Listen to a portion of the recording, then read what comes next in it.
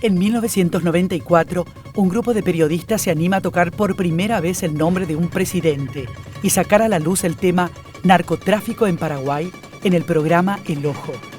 Durante varios años se atrevieron a mostrar la otra cara de un gobierno corrupto y cómplice que les costó amenazas y hasta el asesinato de uno de sus familiares. La pregunta es, ¿se detuvieron?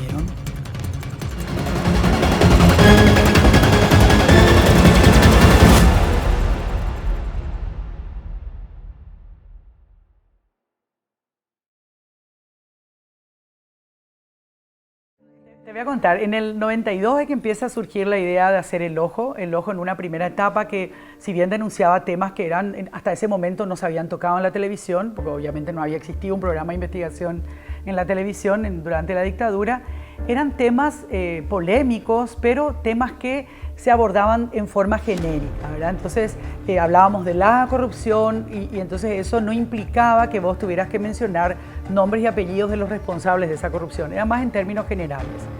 Después de haber hecho un primer ciclo que tuvo mucho impacto y mucho éxito, nos dimos cuenta de que teníamos que dar un paso, ¿verdad? Y ese paso implicaba ir tocando temas puntuales dentro de esa gran temática que tiene que ver con la corrupción, ¿verdad? Y al ir tocando, obviamente, cuestiones bien puntuales, saltaban nombres y apellidos y eso implicaba mayores riesgos también, ¿verdad? Y el equipo con el que veníamos trabajando, bueno, en realidad yo había empezado El Ojo con el querido Mauricio Schwartzman, filósofo, periodista, y lamentablemente Mauricio fallece.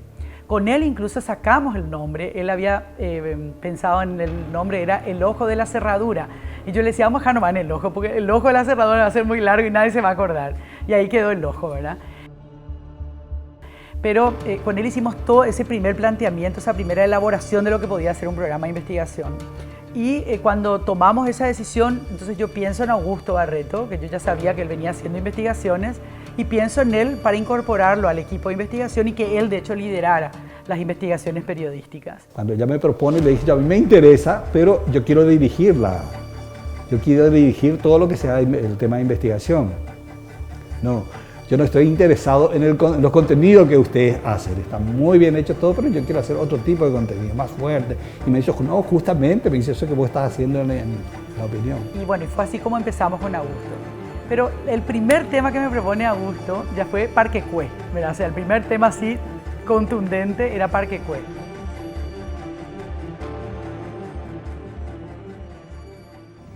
Paso a paso, reconstruimos el recorrido del piloto Amado Recalde, desde el momento de su arribo a Santa Cruz de la Sierra hasta su aterrizaje en Parque Kue con el avión de la droga. Digamos que nosotros forzamos, por ejemplo, de tocarlo a Andrés Rodríguez, que era un intocable, y yo me entero de ese caso, del caso de narcotráfico, me refiero, ocasionalmente.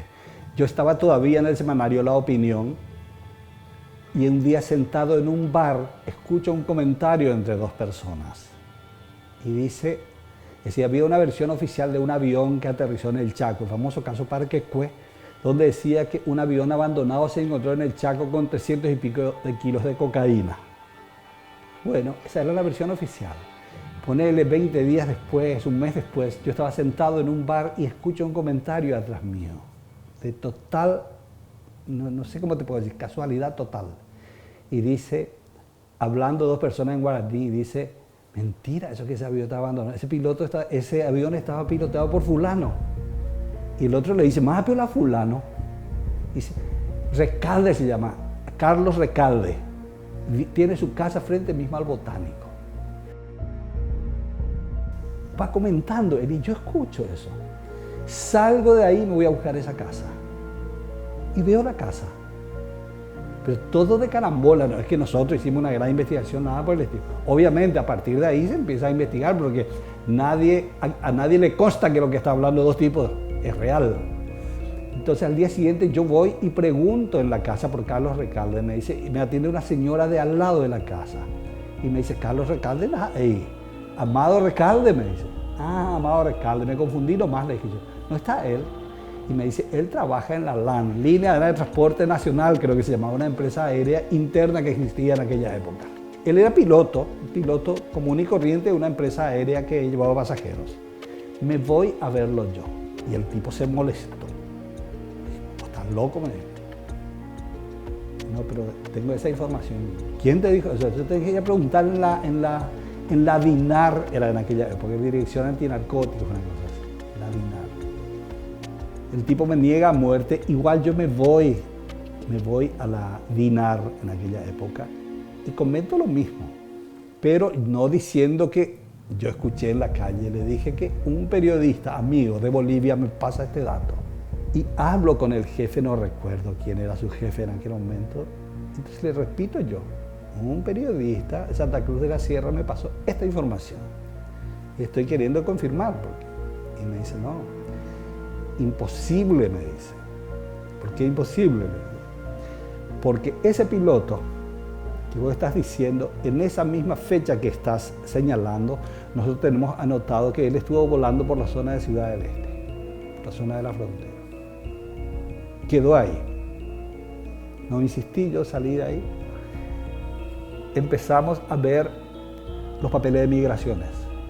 Fuimos a buscar migraciones, listado de pasajeros que salieron del país. Y encontramos 4 o 5 días antes que ese Recalde salió por American Airlines. Todo eso estaba registrado en migraciones.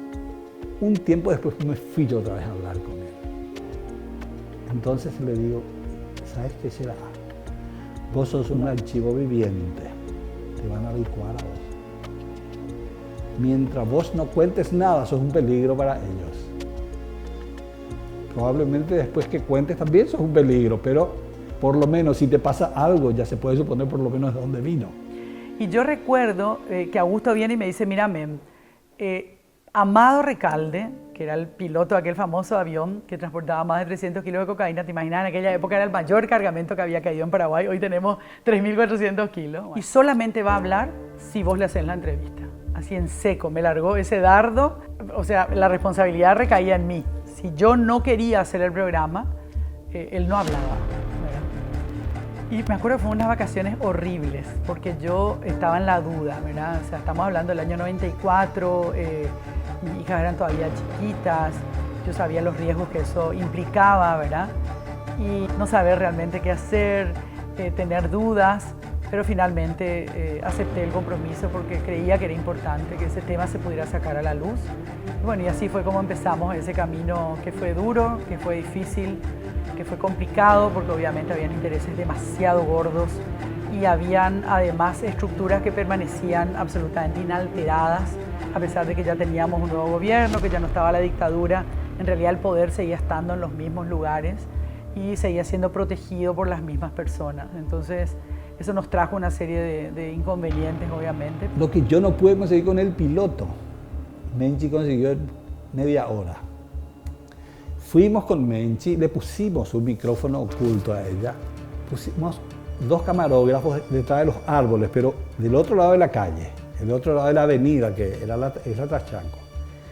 Y grabábamos todo con cámara oculta, sería cámara abierta, pero oculta, digamos, y un micrófono oculto. Y él le dice, señora Menchi, si yo le digo todo esto, ya me van a licuar. No puedo yo asumir eso. Y ella le dice lo mismo, Amado, es mucho más peligroso para vos que vos estés así suelto, en cualquier momento te pueden licuar ya.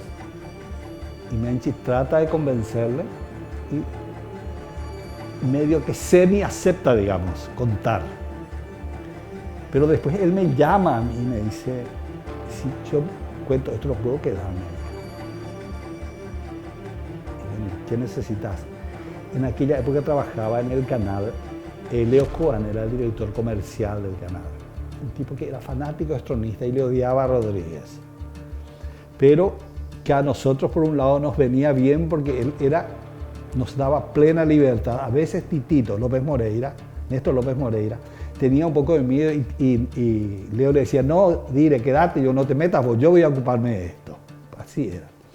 Y me dice, preguntarle qué necesita él para y dónde quiere irse, que si tiene que salir al país, sabe al país. Bueno, y eso nos permitió negociar con Recalde. Él dice que le contrató el general o coronel Rogelio Zanabria. Que le contactó el coronel Rogelio Zanabria. Y le preguntó él para qué era. Y le dice, mira, es para traer droga. Le digo, yo no me quiero meter en eso, le dijo, yo tengo miedo, qué sé yo. Entonces le dice él, esto es el general Rodríguez. Esto es el general Rodríguez y no podés negártelo, presidente de la República, además se te va a pagar, le prometieron los $80.000.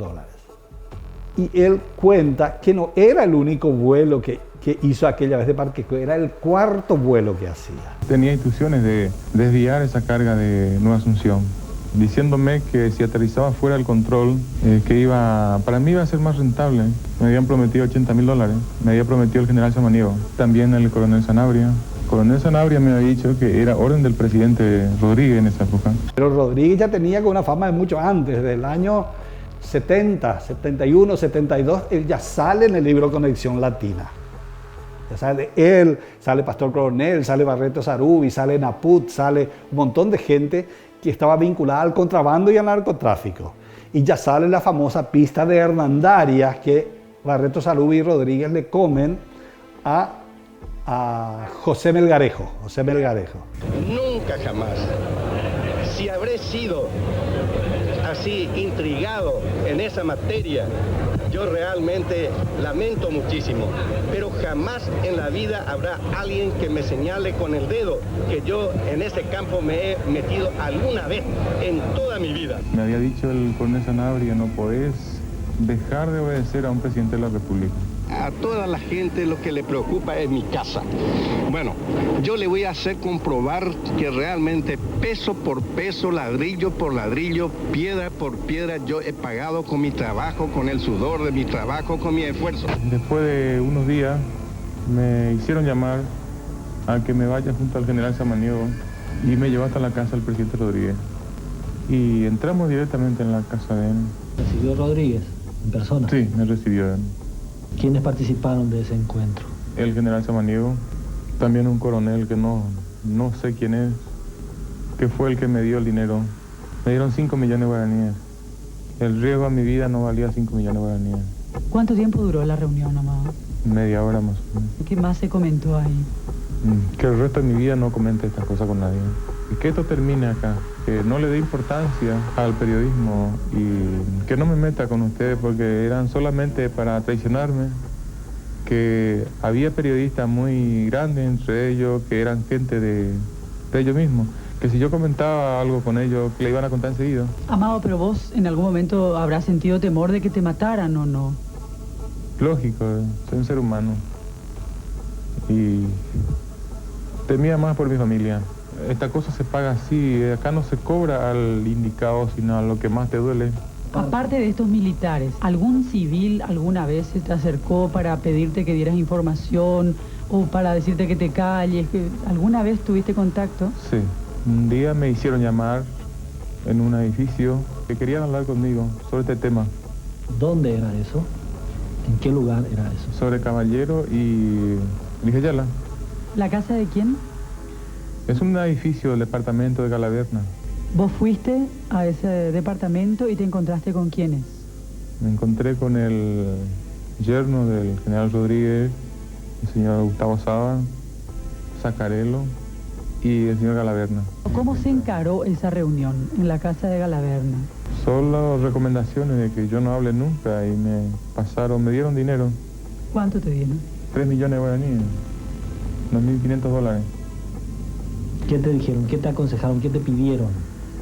Me pidieron que siga ocultando todo, que no hable nunca, que yo no hable nunca y que ellos me van a proteger siempre y que vuelva junto a ellos cualquier problema y que me iban a ubicar bien.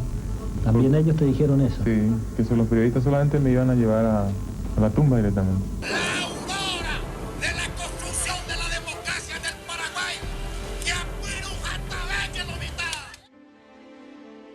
De alguna manera eso fue como una especie de protección también para él, porque se hizo público y al hacerse público, si a alguien le tocaba, se sabía perfectamente quién podía ser, ¿verdad? Entonces, yo siempre le decía a la gente que tenía miedo a hablar, el estar oculto es mucho más peligroso que el sacar a luz, ¿verdad? Porque al sacar a luz, por lo menos, si alguien te ataca, sabes de dónde viene el ataque, ¿verdad? Pero bueno, creo que mirando atrás en el tiempo, Creo que fue importante lo que se hizo. El Ojo marcó no solamente un estilo visual diferente de plantear las cosas, desde su propia viñeta hasta todo lo que era el desarrollo del programa. Y también, obviamente, en el planteamiento de temas que hasta ese entonces estaban absolutamente ocultos y que eran tabú. Pero después yo pienso y digo, Dios mío, haber vivido así años, ¿verdad? De no saber si en realidad, yo siempre digo que cuando surge el tema de Parque Kue, por ejemplo, ¿verdad? Que fue así una bomba que explotó en la sociedad paraguaya, yo me acuerdo que me voy a Buenos Aires, me mandan una semana, ¿verdad? Para que acá, mientras acá se calmaban los ánimos. Y yo me acuerdo que le decía yo a Augusto, yo siento como que tenemos un revólver en la nuca, ¿verdad? Esa era la sensación que uno tenía, ¿verdad? De que estabas absolutamente, eras un ser totalmente vulnerable, ¿verdad? O sea, no sabías de dónde podía venir la amenaza y de dónde podía venir el peligro, ¿verdad? Entonces, a veces el enemigo fue más directo, a veces fue más difuso, pero siempre tenías la sensación de que podía ocurrir algún accidente en la calle, ¿verdad? Porque esa es una posibilidad.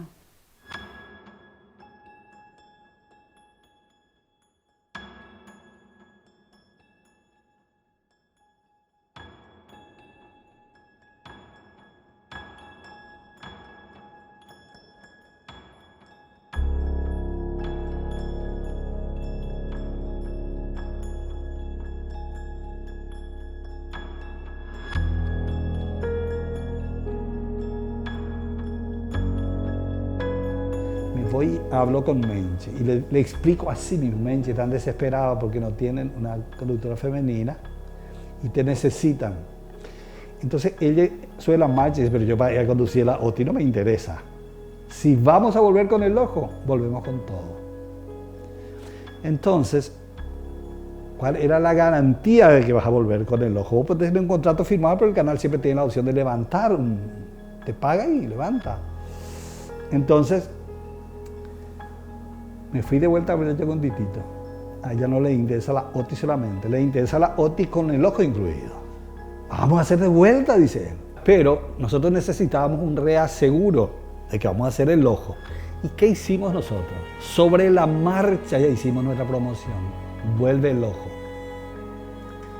Fuera de época, pero de todos modos, siempre nosotros empezábamos a trabajar 4 o 5 meses antes de salir al aire. Entonces dijimos, bueno, estamos en octubre, en noviembre, salimos en febrero y ya hicimos nuestra promoción. Y yo me acuerdo que había una promoción que decía, señor corrupto, lo estamos grabando. Insistente era, porque era un reaseguro para nosotros que el canal no esté boleando. Y ya no es que le ordenamos, ya negociamos con el canal, como un seguro nuestro, que salga ya la promoción muy pronto por Canal 13, vuelve el Ojo. El 11, creo que fue, el 11 de noviembre, fue lo de la OTI y nosotros teníamos nuestra publicidad a full al aire. El 20 le liquidan a mi papá. El 20 de noviembre le liquidan a mi papá y le dejan herida a mi mamá, dándola por muerta. Le revienta la cara a patada también. No llevan absolutamente nada. Había en una mesita de luz había 6 millones de guaraníes. Los tipos vinieron, licuaron y se fueron. Entran a los tiros, tiran la puerta abajo a los tiros y entran disparando. Mi papá reacciona incluso, tenía una pequeña escopeta y según dicen hasta le hirió a uno de ellos cuando vio que a mi mamá le estaban pateando. Entonces le meten a él un tiro justo, si no recuerdo, es la aorta que le desangra. Y bueno, él falleció y enseguida ellos se fueron, no robaron absolutamente nada, se fueron. ¿Y vos te imaginás si Augusto no se detuvo? Su papá, el que había sido asesinado, su mamá violentada, porque la golpearon, la dejaron pensando que estaba muerta, ¿verdad? No podíamos detenernos, ¿verdad? Si él, a pesar de esa pérdida enorme, decidió continuar, y había que continuar, con todos los riesgos que eso implicaba, ¿verdad? O sea, fue un momento muy difícil, muy duro, porque obviamente nos enfrentábamos a esa realidad tremenda de que habían asesinado al papá de Augusto, en represalia, obviamente, ¿verdad?